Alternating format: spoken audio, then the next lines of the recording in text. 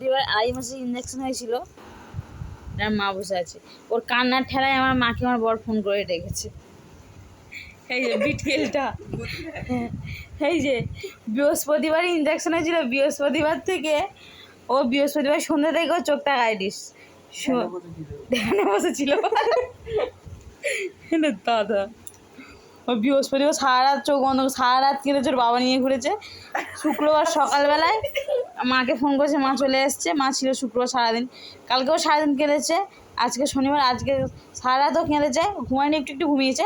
আজকে সকালবেলায় ডাক্তারখানায় নিয়ে যাওয়ার আগে থেকে চোখ খুলেছে, ওর একটা চোখ জুড়ে যাচ্ছিল গরম থেকে, ঠান্ডা গরম থেকে, ওই জন্য ওকে ডাক্তারখানায় নিয়ে যাওয়া হয়েছিল। এখন দিব্যি খেলা করছে, পায়ের ব্যথা কমে গেছে।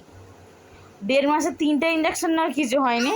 আও বলছি 1.5 মাসে 3টে ইঞ্জেকশন নিয়ে কিছু হয়নি ওর। 2.5 মাসের একটা ইঞ্জেকশন নিয়ে ওর শরীরটা অসুস্থ হয়ে গেছে। ভালোভাবে খেলাও করেনি, সবসময় 24 ঘন্টা দোলাই ছিল, বিছানার উপরে দোলা ছিল বলে দোলা খাটিয়েছিলাম, 24 ঘন্টা দোলা ছিল।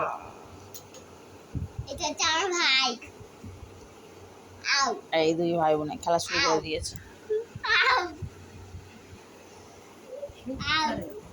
ও খেলা করছে, ওকে গুলাবি না, ঠিক আছে? বাবা ব্যথা কমেছে? তোমার ব্যথা কমেছে বাবা? তুমি ঠিক আছো? তোমার পায়ে ব্যথা হয়ে গেছে? আবার 3.5 মাসের ইঞ্জেকশন আছে, 3টে ইঞ্জেকশন আবার 3.5 মাসে। 9 মাসে 4টে ইঞ্জেকশন হবে। তুমি সব বুঝে গেছো? হ্যাঁ হ্যাঁ, ওই থার্মোজেলটা দিয়েছিলাম, ওই জন্য একটু হয়েছিল। এবার তো কিছুই তো বাগ মানে নেই তো, থার্মোজেল বলো আর কিছুই বাগ, আমি নিচ্ছি না, তুই না, ওর পায়ে ব্যথা এখন নিলে হবে না। এই তোর নাম কি? তোমার নাম কি? আর ভাইয়ের নাম কি? আর তোর পাপার নাম কি? পলাশবালা মন্ডল। আমার নাম সখীবালা মন্ডল, ও বলছিল পলাশবালা মন্ডল।